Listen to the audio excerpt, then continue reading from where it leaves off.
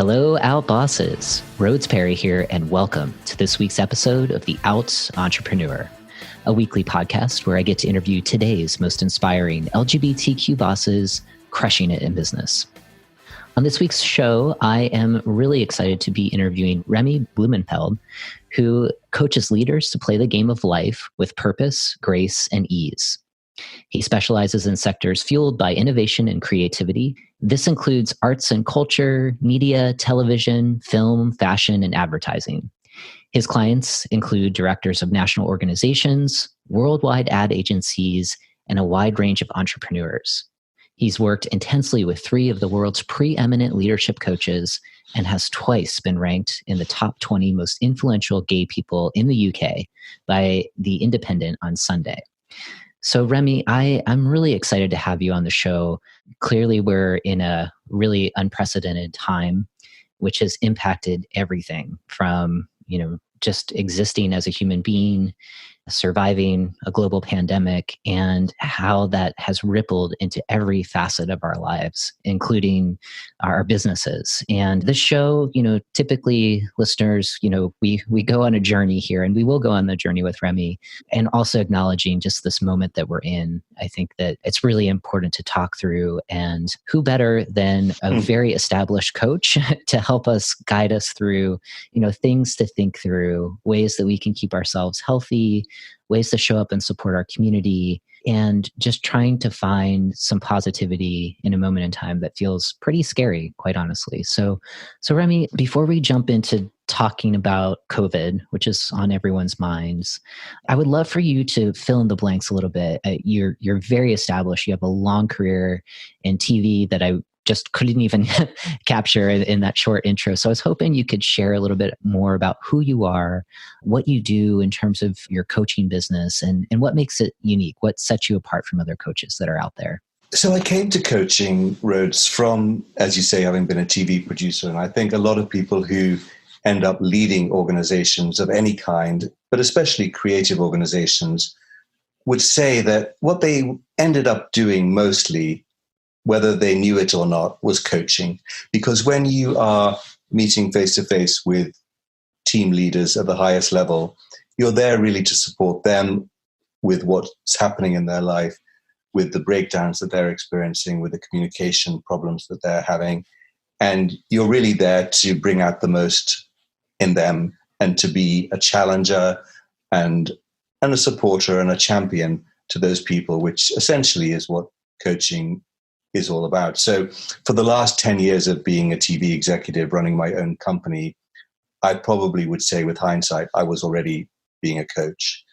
And I enjoyed that role. I think, it's interesting for anybody who doesn't have children. And as a gay man, I grew up without thinking that having children was a possibility for me. I appreciate that it is a possibility for people today, and even for me had I chosen to. But I grew up without thinking I would have children. And in a way, the teams of people, often much younger, who ended up working with me in TV became like surrogate children in a way. So that coaching role of being a wise parent to my employees was something that I rose to and enjoyed. But I hadn't actually been trained to be a coach. And the people who I was meeting with, my employees, didn't often necessarily want to be coached either. So it was a slightly unnatural relationship, but one that worked for me on some level. So I then, as you mentioned, trained as a coach. And I trained in the first place as a grief counselor because grief for me was the thorniest thing. There are so many parts of being human that we can master just through being human ourselves. But although I myself had faced my own mortality, having lived through the AIDS crisis in the 90s, having been told I was going to die and then lived. I mean, I came so close to death that my doctors in a national health hospital in the UK actually allowed me to have my dog stay in the ward overnight with me, which at the time I thought was a lovely thing. I didn't realize it was the signal that the end had been reached, but I later found out that was what that had meant. So they were so sure I wasn't going to live that they let me have my dog sleep with me. and I lived through it. And yet I didn't really understand grief. And that's because I hadn't really processed it. And the people who I'd lost suddenly, and it felt very unique to me. And I found that I felt least equipped to deal with other people's grief. When somebody had lost a parent or a partner, I found myself at a loss for how to support them. And so I trained as a grief counselor in the first instance. And what I discovered by doing that was that it's a little bit like when you train as a vet, you have to go through so much training in medicine that you actually are better prepared to be a doctor than if you hadn't. So by training as a grief counselor, I learned a lot about counseling that I needed to know as a general counselor anyway. And then after that, I trained as a coach, and I qualified with the Coactive Training Institute, CTI, and completed the curriculum at Landmark Education and did various other things to feel like I knew what I was talking about in a professional way. And then, as you say, I built a practice really focused mostly at people who were similar to me, whose pain in building companies, being entrepreneurs, was similar to the pain that I had experienced. And of course, much of that pain is just the pain of being in business, just as much of the pain of life is the pain of being human. But as you obviously have discovered in the process of your podcast, there are kind of unique pains to being a gay entrepreneur, and there are unique pains to being an entrepreneur in the creative sector. And although I don't by any means only coach people from the LGBTQ community, I do coach some. And most of my clients are leaders, founders, entrepreneurs within the creative space. So as you said, media, TV, and advertising. And what's really interesting at the moment is to see how this particular crisis has brought out a couple of really fundamental fears around being human, which in the busyness of most people's lives never get addressed. And the first of those fears, I would say, Rhodes, is the fear of death, the fear of how short life is, just staring into the abyss of our own mortality, which is something which I'm very grateful I got to do. I got to do it in my 20s, and it stood me in good stead for this crisis. It still hasn't prepared me to lose other people, but it definitely has prepared me to die when that happens to me. And I think a lot of people from our community, from other communities, just have never really thought about the fact that, if you live till 83 years old, which is the average human life in the States, that is 1,000 months, 1,000 months. So if you live till ripe old age, according to the statisticians, you will only live 1,000 months anyway. And I think a lot of people just have not ever confronted that. And the virus, the fact that people are being faced with the end, the fact that many people are dying, the fact that any one of us could die is the thing that people are most afraid of, and understandably so. So fear of mortality, even if they don't think that they're going to die from the virus, they definitely are aware of the fact now that, they are going to die, because certainly in the United Kingdom, where I am now, a lot of the conversation is around, if you are an old person and you are over 70 and you do have the virus and you feel very ill, maybe the responsible thing to do is not to call 911, but actually to recognize that your end has come and to die at home. And the reason that people are having that conversation is because the moment you go to hospital, first of all, the hospitals here are very overworked. And secondly, you won't see your loved ones again.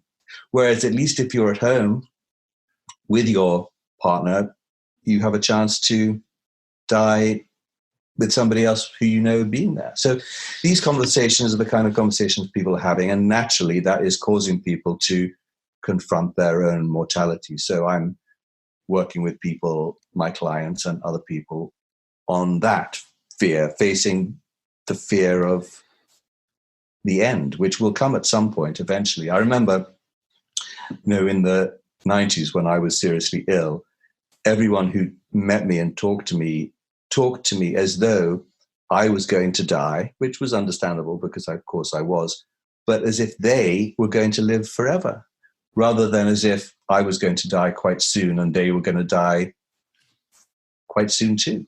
In the scheme of things, I might have had a couple of months, they might have had a couple of 100 months, but the conversation felt very much as though they thought I was going to die in a couple of months and they were going to live forever. And of course, we're not going to live forever. So fear of mortality is the first thing I think that this crisis is throwing up.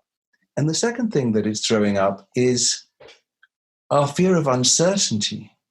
We all like to feel as though we are on some kind of linear progression, albeit a linear progression where there is no end because we're going to live forever. But this idea that there is a sort of comfort around certainty in the events that will unfold in our lives in terms of property prices and job opportunities, and the things sort of work like a graph. And anybody who's lived any time at all knows that there really isn't any certainty. Every certainty is an illusion. We grasp to certain habits to make us feel as though our life has a pattern, a regularity, a symmetry.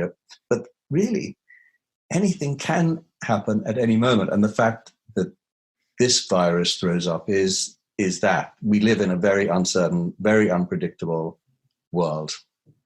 So I think uncertainty and mortality are the two things which, underneath everything else, we are all struggling with right now. Mm-hmm. It's almost like it centers around loss aversion, right? If you're thinking about dying, you're losing your life as you know it, and who knows what's after that.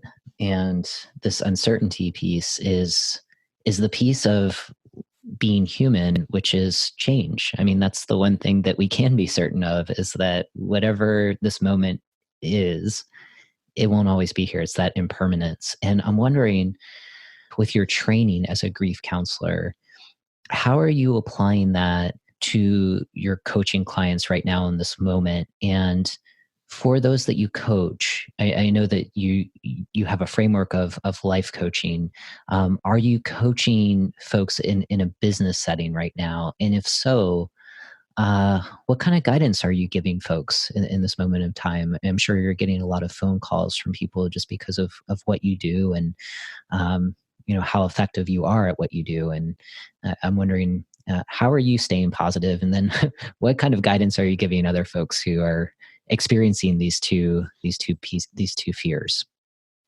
Yeah, so I think the important thing to remember is that whatever we are in life, whether we're entrepreneurs or gay men or women, we're human first and foremost. So no matter why people came to coaching, and often, my clients came to coaching because they were selling their business or because they were taking on a new role in a corporation, or because there was some other kind of transition. And it might have been a very professionally based reason, which might even cause them to charge my coaching through their company. But at this time, they're reeling from uncertainty, fear of death, fear of the future.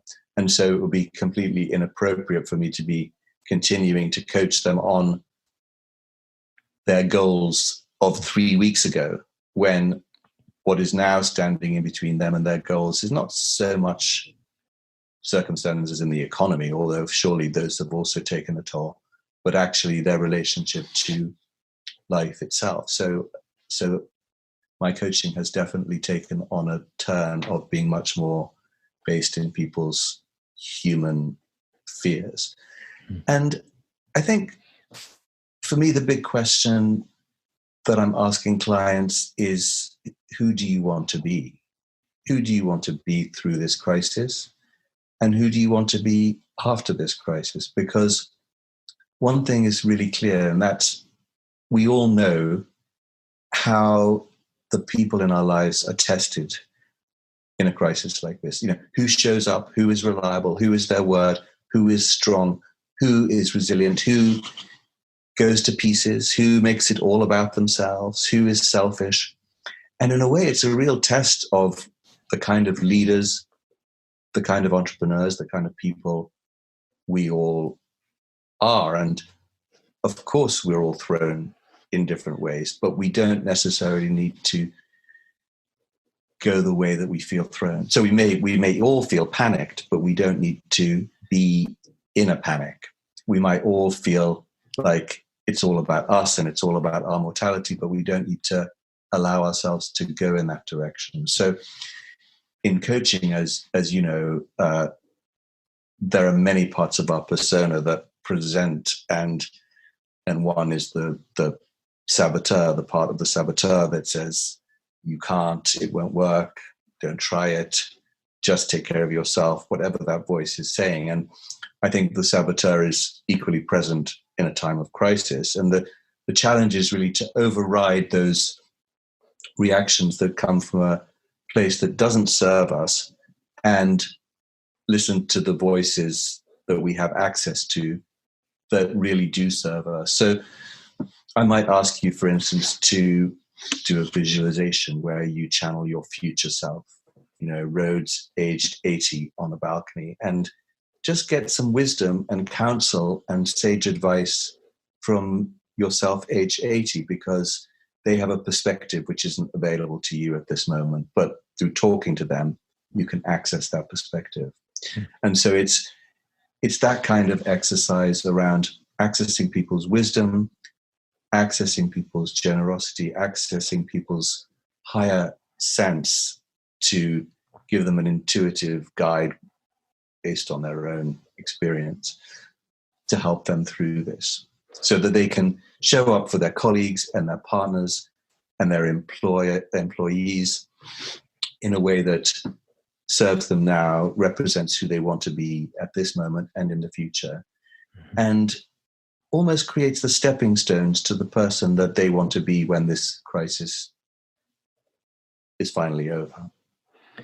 Yeah, I think that's really valuable, just that question, well, two questions that you're asking your clients right now, which is, who do you want to be through this crisis and then after this crisis, right? And it's this moment of transformation that's possible. And the visualization too of trying to channel your aging self, I guess, so, your 80-year-old self, if you're fortunate enough to live that long, right? And what would they be saying to you right now in this moment about how to get through it? I think that's really powerful. We often like to think of the advice that we would give today to our younger selves, and I think flipping that there holds even more power in some respects, knowing that if you make it to 80, you will get through this. So what do you learn from it? And just overriding kind of the saboteur, as you said, this kind of the doubter, and trying to find possibility in this moment. And I'm wondering, I like what you also said about what's standing between your clients and their goals right now is life itself. And I would imagine, and maybe this isn't the case, but you may have some clients that are really inflexible, like really focusing in on their goals and kind of not seeing this moment right now. And I'm wondering, how do you get them to kind of click into who do you want to be in this moment right now in this crisis? Or how do you help them kind of like recognize that things have changed and that there's possibility in this moment of change, this moment of uncertainty?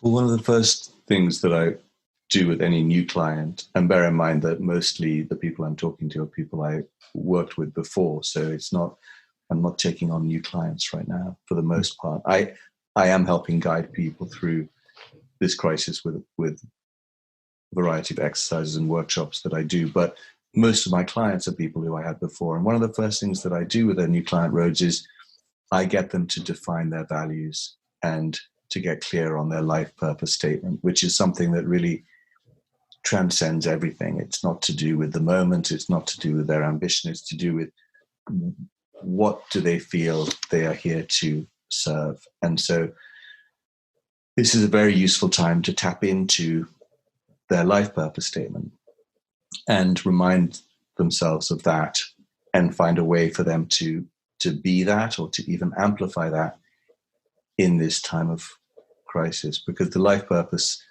statement has nothing to do with next month's targets. It's something much bigger than that. It's about ultimately about who they want to be, how they want to be remembered, how they want to see themselves. And it is a conversation which does very much connect to their future self, their self at age 80 or 90. And so it's a powerful reminder. But the other thing that you were saying is equally true, which is that for many people, the news cycle, the vibrational energy of the internet, the messages of all the people that they know is so much around fear and panic, and it can cause people to be quite self-serving and to try and take control in ways that they can, which is why we've seen people panic buying toilet paper or panic buying provisions, or even in some cases I've seen in the States, people buying guns, often for the first time. And that's just out of a sense of everything is out of control and I need to hold on to some control. What can I control? I can control how many cans of tomato I have in my drawer, or how many, if I have a gun. That's another illusion of control. So some people are doing that in lots of different ways. And for my clients, some of them are focusing on resources, and because it is a scary time. We live in a world where people measure their success by what they do and what they have. And so when what you do and what you have are being threatened, obviously that feels very undermining to your sense of self, right? Because if you don't necessarily know that you have a company to be the president of in 3 months, or you don't have, your property may not be yours, or your property may be worth less or worthless, that all of those things are really terrifying. And even so, they don't really connect with who you actually are, because you are not this podcast. I am not my job as a coach. That's not who we are. We are the people we love. We are the people who love us. We are what we value beyond doing and having. And so getting people to connect with that and remind them of that, because that's who they need to be in this crisis. It's not about, yes, of course, if they're a boss or they're an entrepreneur, then what kind of a boss, what kind of an entrepreneur do they want to be? If they're an employee, what kind of an employee do they want to be? And that's around caring, and that's around giving more than it is around really anything else, I think, at this time. We were saying earlier that, this crisis connects people with profound fears, which are generally not addressed, around uncertainty and around mortality. But I think it also connects people with profound values, which are also very often not addressed. And, I know that when I was facing my end, which turned out not to be my end, thank goodness, but when I was facing the end, all that mattered to me at that time was who I loved and who loved me. It wasn't about any awards I might have won or any money that might be in my bank account. It wasn't about any of that. It was only about love, who I loved and who loved me. And I think people, that's such a profound realization. There was a fantastic palliative care nurse called Bronnie Ware, and you may have read her book, which was called 5 Regrets of the Dying. But what she found, because she worked with hundreds of people at the very end of their lives, and not all of them were old, many of them were dying of other reasons, but she was a palliative care nurse, so she was there at the end.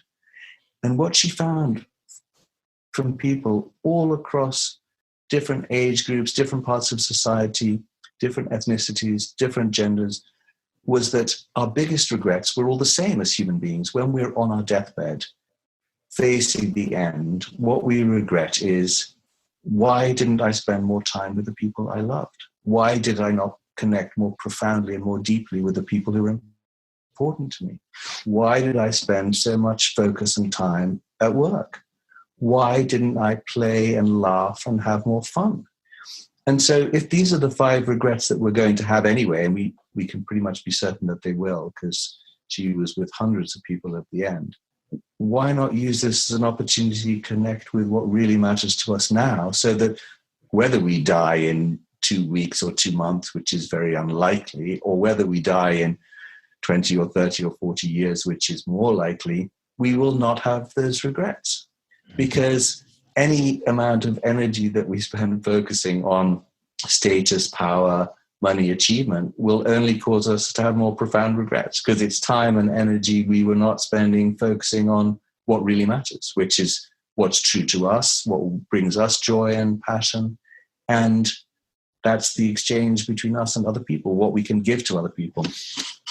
In the United Kingdom, just the last couple of days, 650,000 people volunteered to be helpers of others. You know, there was a call out, if you'd like to drive patients, or if you would like to take care of the elderly, or if you'd like to shop for the sick people, put your name down. And they needed 200,000 volunteers, and they got 650,000 volunteers. Wow. So that speaks to something very positive in our society. I got a letter from friends of my parents, or via email, obviously, saying, you know, I understand you are self-isolating in the south of England. I'm a neighbor of your parents. My parents live in Cambridge, which is a couple of 100 miles away from me. You don't know me, but I would be very happy to take care of your parents as if they were my own. This is a letter from a stranger. Wow. So this kind of love is being shown, and it's very beautiful and it's very powerful, and it's a good thing to come out of this crisis. Another couple of things here that have been just kind of amazing in the last couple of days is in Great Britain, as in the USA, we have a real problem with homelessness. There are a lot of people who live on the streets, and that number has just grown. I was really shocked when I was traveling along the west coast of America recently, down to San Francisco, where my brother lives, to see how many homeless people there were on the streets, just how many more homeless people there were in the past couple of years. Well, thanks to this crisis right now, the government has said, we are going to take all homeless people off the streets. We're going to pay for them to have shelter. We're going to pay for them to be put up in hostels and hotels, because we can't have these people living on the streets at this time.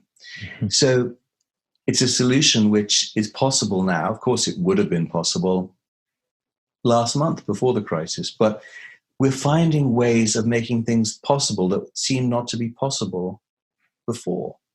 Yeah, even the fact that now people are able to work using digital technology from home and communicate with each other via Zoom, as we are doing now, or Skype or other systems, very effectively, which of course they could have done 2 months ago and had a much better quality of life. But I don't think we're ever going to go back to the same levels of stress and drive and overcommitment to the workplace. And I don't think we're ever going to go back to the place of neglecting the needy to the extent that we did after this virus is over. I'm not suggesting it's going to be as wonderful as it has been in the last couple of days here, but I don't think we can ever go back to what it was like before. I like what you're saying about recognizing what is possible now in this moment that seemed impossible before, or just not within collective consciousness. And I'm wondering, you gave us a glimpse of what might be possible after we get through this, and I believe we will. How do you see the world shift? You know, you hinted at less of a commitment to just work, and more work. So in the context of this show with entrepreneurship, how will we as LGBT entrepreneurs be different on the other side of this? You know, if you were looking into your crystal ball. Well, I think we as humans will just be more alive to life's uncertainty, to the finite time we have here, which in itself reorders our priorities, because It just does. I can tell you firsthand, it just does. Once you get more in touch with the fact that we're not here for very long. So actually, things don't really matter so much. We were talking about talking to our future self, and the one thing I've been privileged to be around dozens of entrepreneurs having those conversations with their future self. And while the exact conversations differ a lot, the central message is always the same, because our future self knows this doesn't really matter. Whatever it is you're worked up about in the present really doesn't matter. Don't sweat the small stuff. There are many bigger things to be concerned about. And I think we're being made to be aware as human beings at this time of how precious life is, and also how fortunate we are, because I think very often when we're focused on our goal, and entrepreneurs, are nothing if not focused. Successful entrepreneurs become successful through their focus and determination. And that often means not looking to the left, not looking to the right, and not looking behind, but only looking in front. And when we only look in front, we only see the people who are leading in the race. We don't see the people who are our peers or behind us in the race. And that's motivating, and that's perfectly good. But the cost of that is that we always tend to compare ourselves to people who are doing better or people who have more.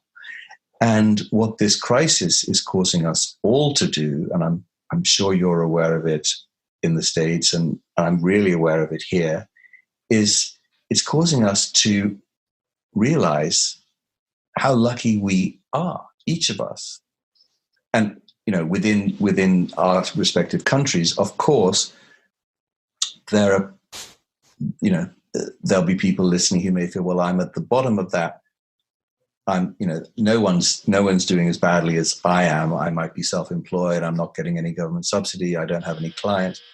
And yet you only need to look to other countries where there is no medical health care, where countries in Africa, in India, where people are living, 20, 30 to a home where there is very little national health care, where medicine is very basic, to realize that just by virtue of living in Europe or America, we are already so much more fortunate than most of the world, let alone, in the UK. I feel so blessed just to have a garden where I can walk around and get fresh air, So we become very much more grateful, I think, for what we have, where we live, who we are, how we're able to live our lives in relation to other people, because we're seeing people dying, people suffering all around the world from the same virus in very disproportionate ways, just depending on where they happen to be. Mm-hmm. Mm-hmm. So I think compassion and thought for other people and a sense of civic responsibility will just be a lot more present. And I don't think it's going to be easy to go back from places where we felt compelled to volunteer and take care of each other to a place where we totally ignore each other and each other's perils on the street, which is sort of where we were literally only 3 weeks ago. Yes. I like your vision for the future. And it speaks to what you were saying about this finite time that we have here and the 1,000 months, the way that you reduced an average life to the average number of months we live, that really puts things into perspective. One of the things that you had mentioned, Remy, when you work with clients is you help them in that kind of initial consult get clear on what their values are. And when you had mentioned the book, The 5 Regrets of the Dying, right? Like that people wanted more time with loved ones. They wanted connection with loved ones. They wanted less focus on work, and they wanted to do more playing, laughing, and having fun. I'm wondering, like, for the leaders, the business leaders that tune into this show, how would you help them blend both the things that light them up and the work that they do every day? Is it possible? And if so, how do you coach people around that? Well, I think entrepreneurs are fortunate in that, for the most part, entrepreneurs are living life true to their purpose. I haven't met many entrepreneurs who aren't actually being led by their own passion and their own values. It's quite a different life being an entrepreneur to being an employee. And as an entrepreneur, we are not necessarily masters of our own destiny, but certainly authors of a great part of it. And we're doing something that we love. We're working with people who we are excited by, and we're playing the game of life. And we know that. And I think a lot of people don't necessarily feel that they are playing a game of life that they have designed, because they're living a very linear life, which they feel has been prescribed by other people. And I think the 5 regrets of the dying are often fueled largely by a sense that I didn't live my life true to my own purpose, that I became a doctor or a lawyer or a housewife because my mother or my father expected me to do that. Mm-hmm. And so I think being an entrepreneur in the first place is living life truer to one's own purpose. And I think also living as a gay, lesbian, transsexual person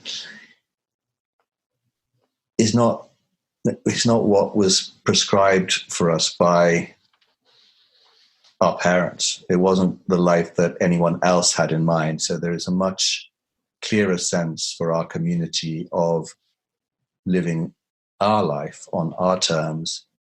And that, I think, generally drives people towards feeling greater sense of authorship, and therefore ownership, and therefore responsibility, and therefore satisfaction. Mm-hmm. What it sometimes doesn't do, because we're so preoccupied with our own struggle as entrepreneurs and as part of the LGBTQ community, what it often doesn't do is give us the space and the bandwidth to focus on other people who have less than us or who have a harder time than us. I live in London, so I feel very fortunate in that being out is not a difficult thing. There are lots of people who are out in business. You have a podcast which doesn't run out of guests, and you have leaders who are LGBTQ, and you will be running for many hundreds more episodes with new leaders because there are hundreds of them. And yet, if I was living in another part of Britain, let alone another part of the world where it's outlawed or illegal, even punishable by death, my experience would be totally, totally different. And I think it's just times like this of crisis that cause us to look, as I was saying earlier, at just around us, at other people and their situations and their predicaments. I'm very mindful at this time of people of different ages who are returning home to live because they can't afford the rent, or they've been sent home from university or whatever it might be. And often they're returning home to live with families who they haven't come out to. And, that's a painful and difficult situation. Mm-hmm. So I think this whole situation just caused us to realize that wherever we're at in our sense of isolation or desperation or loneliness or uncertainty, there are other people very close by who have it for so much worse for different reasons, even within our own country, but certainly within other countries, it's just so much exponentially worse. Mm-hmm, mm-hmm. I really like what you said in terms of recognizing that by virtue of being an entrepreneur, whether or not you're LGBT, that we are in some part the author of our own destiny, or we're contributing to co-creating that. And absolutely, we were talking before the show about rainbow LGBT superpowers. And I think by virtue, like what you were saying, of being a part of a community where societal expectations aren't maybe as, there isn't as much pressure of how to lead our lives as adults and how we construct our families and our friend groups, et cetera. And that makes us the artists of our own lives in a lot of ways. So I think that that's really helpful, just to remember that, if we're on this path, both being LGBT and being entrepreneurs, we are hopefully building businesses and lives around what our values are, and that we're in alignment with our purpose, or at least getting closer to that. And so I really, really appreciate that. We're winding down. I mean, I'm very much enjoying our conversation. I'm getting a lot of life from it. So I thank you. It's clear you're very good at what you do as a coach. And I hope that this is giving folks who are tuning in some support, feeling connected during a time of uncertainty, where these kind of human fears that you identified early on are at least being somewhat allayed. And so, continuing on this path of empowerment, I'm wondering, in this future world that you've created, a world of more compassion, more empathy, what kind of advice would you offer those folks who are tuning in, who are trying to make sense of where we are right now, uh, of just taking that first step, that first leap into entrepreneurship? What's different? What kind of advice would you give today that might be slightly different than 3 weeks ago? Well, I'm not sure the advice on a general level would be different, because in the end it's about listening deeply to whoever you're serving. And I think that, for any entrepreneur, knowing who their audience is, knowing who their consumer is, knowing who their niche is that they're serving is so important. Obviously, whoever we're serving, they're human and they have that in common, but the pain that is experienced by different sectors is now going to be different. And so whatever your business plan was, whatever your thoughts were 3 weeks ago, don't just plow on as though nothing had happened, because whatever it is you were thinking of offering to the world, it doesn't matter what your business plan was. It will need to be modified just by listening deeply to your core consumer, to the people who your product or services are targeted at, because that will have moved on. That inevitably will have shifted. And just being in that uncertainty with them. I think, the only way to be a successful entrepreneur of any kind is to uniquely understand your client, your consumer, your audience.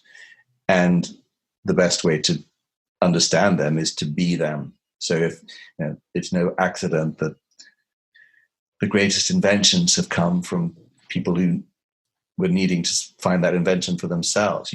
Someone who needed a particular product or service that didn't exist for themselves, then made it available for everybody else. And so just being in the pain and recognizing what it is and feeling deeply how it's different from 3 weeks ago, and then adjusting your plans accordingly. I think the overall thing that's probably shifted is that anything that feels completely self-serving, whether it's on the part of the entrepreneur themselves or whether it's on the part of their core client base, just feels off message at the moment. I just feel like I couldn't see an investor feeling good about themselves delivering something that didn't do good of some kind. So I think doing good, affecting positive change, being true, even more true to your core values, probably more important now than ever. But ultimately, it's about just deeply listening, and that's not something. If you were launching a product or service, how it would evolve has not yet sat still. I mean, there are shifts to come.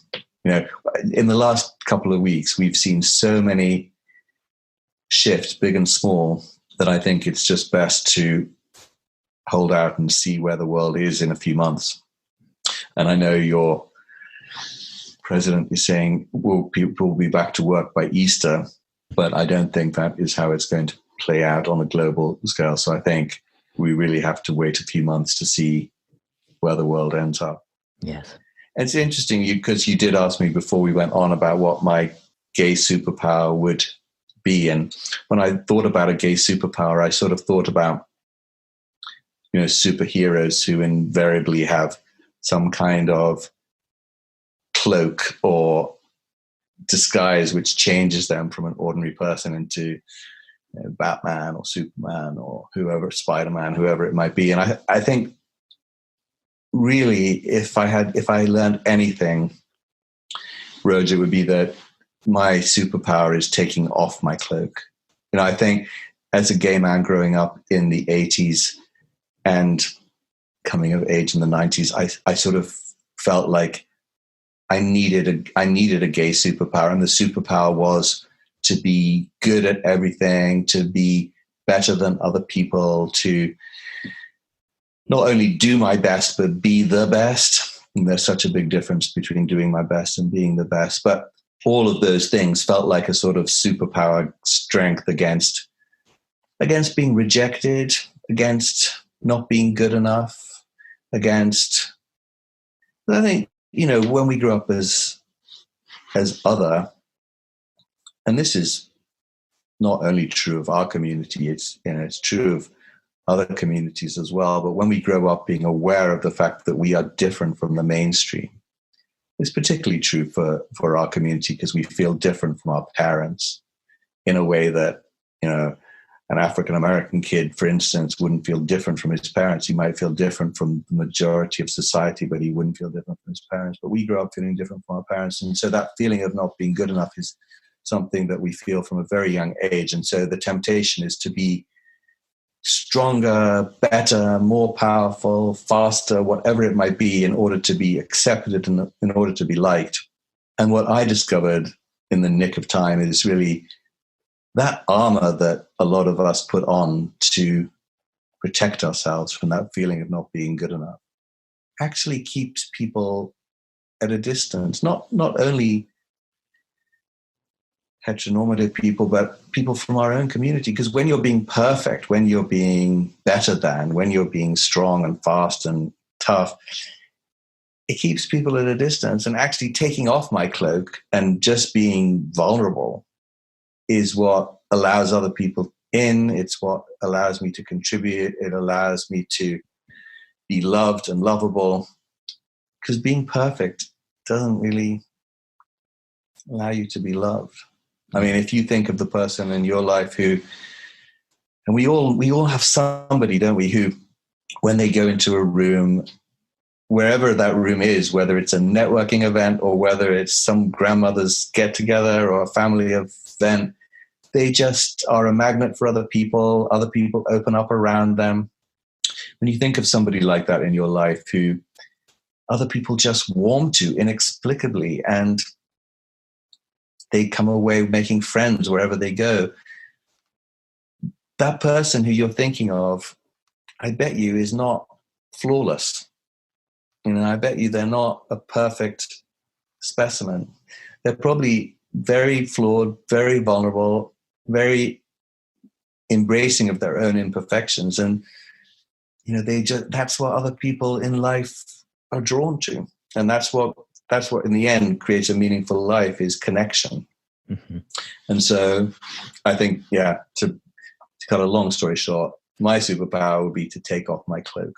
I love it. I love it. Cloak of perfection. Not all superheroes wear cloaks, right? And that's the authenticity, when you can show up as yourself, flaws, warts, blemishes, whatever, and all, that's the piece that I think that's where other humans connect with you, right? Because you're willing enough to be like, this is who I am, and I'm not going to hide it. And, and I think it's beautiful. I mean, this conversation has been just that. So I feel like I really needed it. So this is the universe making that possible. So I thank you, Remy, for being on the show and for sharing so much wisdom at a time when I think we all need that. So I'm sure, I'm very curious about where we can read more of your work, where we can find you online. So is there like a single best place that you would recommend our listeners go to just to learn a little bit more about your coaching and what you're up to these days? Yeah, so the best place to go is vitality.guru, and vitality is spelled like vitality, and then it's .guru, GURU, and that's my website. I also have a vitality.guru app, which you can download for free on Android phones. And those are the two best resources for me, and I'd love to hear from you and love to communicate with you. I am on Instagram, Remy_Bloomenfeld, and on Facebook. But the best place to connect with me is my website. I answer messages there or on my app. I do write a bi-weekly column for Forbes. And again, if you go to vitality.guru, you can subscribe to my newsletter and get sent my column for Forbes from there. But I really want to thank you for having this podcast, because it is such a unique and unusual podcast, and it's driven by your values and your passion, and that is very special. To have a forum for gay entrepreneurs in the first place is quite exceptional. We don't have that in the UK. It doesn't exist in many countries. And I was in France a couple of weeks ago speaking to young gay entrepreneurs there who were all at business school, or mostly a business school. And what struck me, Rhodes, was that France is really close to Britain. It's only a couple of 100 miles away, separated by ocean. We think of it as being a modern European country, and yet none of those people felt like they had any role models in business, any gay entrepreneurs who were out in France, because it's not accepted there yet in the way that it is in places like New York and Los Angeles and London. And so the work you're doing is really valuable to transcend those borders and give people role models and give them access to kind of conversations that I've so enjoyed listening to, and I've so enjoyed having with you today. Oh, thank you so much, Remy. That really warms my heart, and that's the entire reason why I've started the show, is that we have to see it to be it. And the more that younger folks can see really successful business leaders like yourself and the 156 other folks that we've had on the show so far, that's the goal, right? And I am so excited to see what they do as I approach my older self at hopefully 80. So, let's keep inspiring each other and moving into that world that you shared with us that's possible. I really believe that. So Remy, thank you again for being on the show. And for all of our listeners, thank you so much for tuning into this week's episode. I think we need each other now more than ever before. And I promise you, I will continue to put these shows out every Tuesday morning here on the West Coast, Tuesdays in general for everyone around the globe. And if you can, we are making possible office hours, extended office hours that we're doing 2:30 p.m. Pacific time every Friday for the next couple of weeks, just as a place to support each other.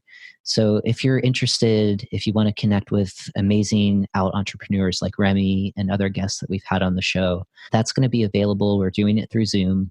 And if you want to get connected to that, you can just text OUTBOSS, all one word, to 33777, and you'll get connected to our listserv, and we'll make sure that you're able to register for those calls. So we'll keep coming at you every Tuesday. Keep your spirits up and definitely join that movement to help other folks if you can. Just step up and continue to be leaders in your community. And as always, keep being your authentic selves 100% of the time.